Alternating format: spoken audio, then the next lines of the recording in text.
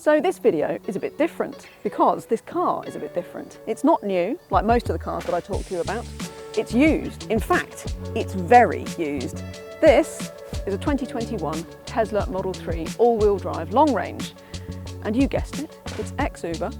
It has got 180,000 miles on it, and I've been living with it for the last 4 months or so. I've already done over 6,000 miles on it. I've driven it to Germany and back. I've been all over the UK in it. I've lived with it. I've done, it's really done a lot of miles with me and I've really enjoyed it. But before I talk about, the interior, what it's like to drive, all of that stuff, prices, I think there's one question that everybody's going to be asking. With that kind of mileage, what is the actual usable battery capacity still remaining on this car? And what is the real world range? So with that in mind, check this out. So I am here with my high mileage used Tesla Model 3 long-termer. 176,000 miles on this car. Look, here you go. I can show you. There you go, there's the screen. 176,000 miles. How good is that? So anyway, I'm here at EV Experts, our friends, and they are really great for buying used cars from because they do battery health tests on all of their cars. So I thought I would bring this car up here and find out what the usable capacity is in it, because that's what everybody wants to know. And this being a really high mileage car, that's particularly interesting. So I really want to know what the life of this battery's been. Has it been rapid charged endlessly? I mean, I've had it for the last 2 or 3 months now and loved it. It's been really good. So as you can see, we've got some gubbins down here. It's going to be plugged into the OBD port. The car's got to be powered down, and then it's going to do a full test on the battery and tell us what the usable capacity is and how it's been used over its life. And I think that'd be really interesting to see. So let's see how it does. And the results are in. Look at this. I've got my battery health check. I'm so excited about this. I have to say, I'm such a geek about this kind of thing. And my lovely Model 3, hard working as it is, still has 90% of its battery capacity. And I think that's really pretty impressive. So this guy had a 75 kilowatt hour usable capacity when it was new. That's a lithium ion NMC battery in these cars. And it's now got 90% of that. So you're talking about a 67.5 kilowatt hour usable capacity as it stands right now. Interestingly, it's also had nearly 1,000 charging cycles, and 46% of those were done DC rapid charging. So that's a considerably bigger proportion of this car's charging cycles have been done on rapid charging, and that does degrade a battery a bit faster. Most EVs won't have that kind of level of rapid charging. So that's all really interesting. They even give you this sort of an estimated real world range here. So according to MOBA, which is the software that EV Experts use to do their battery health checks, they estimate that a 249 mile mixed use combined range for this car. I think that's probably not far off. I actually think that's a bit pessimistic. I've seen close to 300 miles real world out of this car, if you're careful with it. I think in terms of more real world, not really fussing about it, in the winter on the motorway, more like 230-ish, something like that. So I'm actually really impressed with the real world range on this car still, given the mileage on it. Obviously, it isn't an old car, and actually it does appear that age affects battery degradation more than mileage.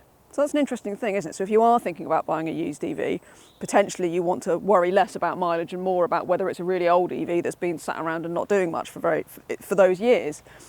The important thing probably is if you're worried about the battery capacity or the real world range on a car and you don't just want to trust the readout on the dash, go to a proper used EV dealer who knows what they're talking about and who will provide you with a proper battery health report when you're there with the car and you know that it's all accurate. And that is a huge peace of mind. People like EV Experts that did this battery test for us, loads of the other EV dealers on CarGurus UK, they will give you all of the honest advice that you need and they'll give you that battery report.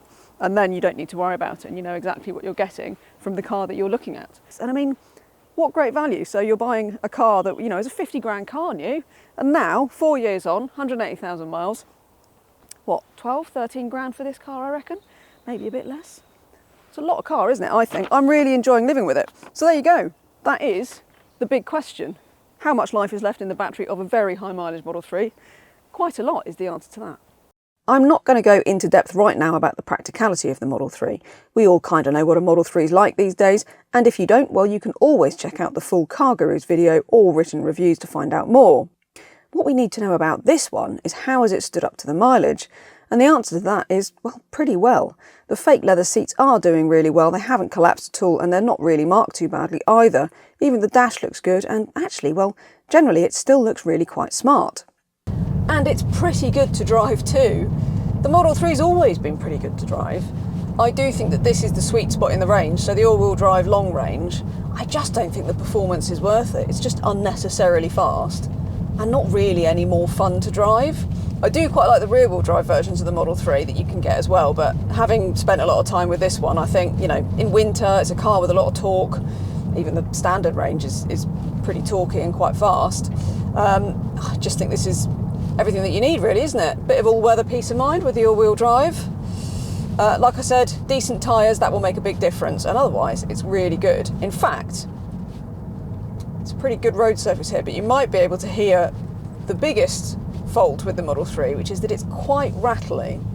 So it's almost like there's something at the back of the car, in this car, that's kind of just rattling about. And sometimes you really notice it. It's really kind of, and there's a lot of tyre and wind noise in these early Model 3s as well. It's improved with the facelift that came out in 2024. You can see the video of that on CarGurus UK YouTube channel. Of course you can. But yeah, refinement, on-road refinement for the Model 3s was always a weak point. But like I said, actually still wearing pretty well, so I can't really knock it for that.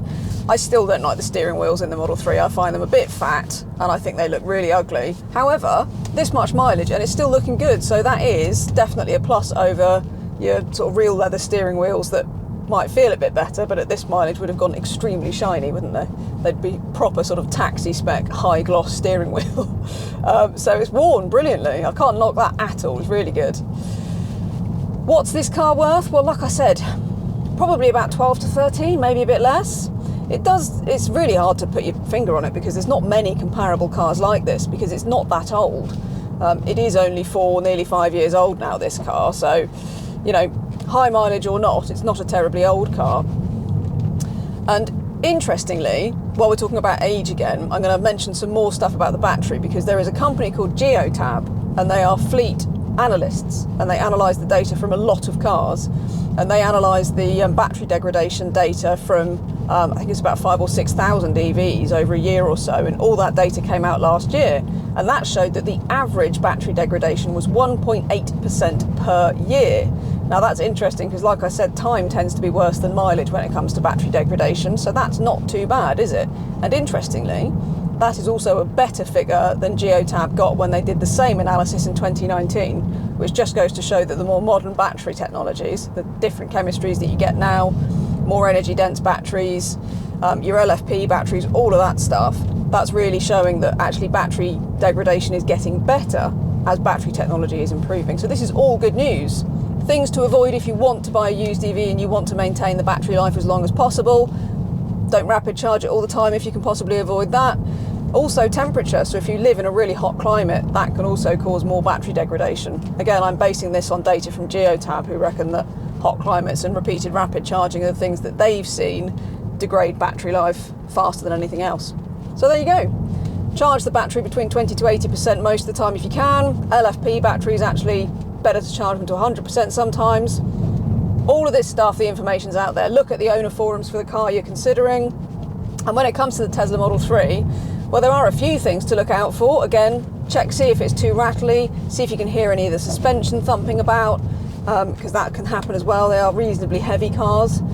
Yeah, there's not a lot to worry about, really. While I'm rambling about the good things about Tesla, one of the really good things is just that all of this tech works so well. So you've got the mobile phone app. I can't tell you how many EVs I've had and the mobile phone app has only worked intermittently sometimes when it wants to. The Tesla's app always works. I unlock the car with it, I control the climate with it, I rely on it, and it's never let me down. I just know now that it will work. And it's funny how unusual that is, actually. The supercharger network, that just works, you know, you can rely on it. So there you go, all the tech that sort of supports this car works really well, and that makes a huge difference to owning it. Rapid charging on this era of Model 3 peaks at 210 kilowatts, a bit less for the rear-wheel drive standard range, but in this car a 10 to 80% charge is achievable in well under half an hour. As an additional aside, it makes a huge difference to preheat the battery. This is the case with most EVs, And in this Model 3, it only charges at around 60 to 70 kilowatts in my experience if you don't preheat the battery. Preheat it by plugging your charging stop into the nav and giving the car plenty of time to warm that battery up, and I've seen fairly sustained charging speeds of well over 170 kilowatts, which does make a huge difference to the charging convenience on a long distance run.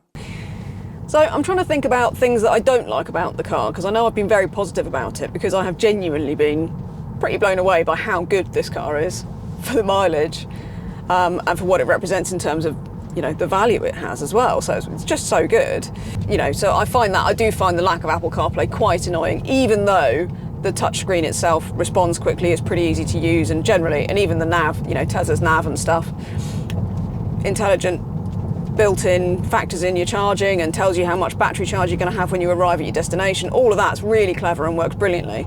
I just wish I could have our Apple CarPlay, really. So that's my biggest niggle. The door handles are annoying, they freeze shut in the winter, and even when you precondition the car, they take a while to kind of unfreeze sometimes. But blimey, it's efficient, it does the job brilliantly, and it's great value. So there you have it. Should you buy a high mileage Tesla Model 3? Well, yeah, why not? I think it's just absolutely brilliant. I've really enjoyed it, more than I expected to, I have to say. So yeah, I've been really impressed by it. And if you do want to check out a used Tesla, or maybe you're more into a Polestar or a Kia e-Niro, there are some great affordable long-range EVs out there, and they are all on CarGurus.co.uk. We'll even tell you if it's priced well, so do go and check that out. And while you're here, you know what to do. Please do give us a like and subscribe, and go on then, ring that little bell and turn your notifications on so that you don't miss any of our videos.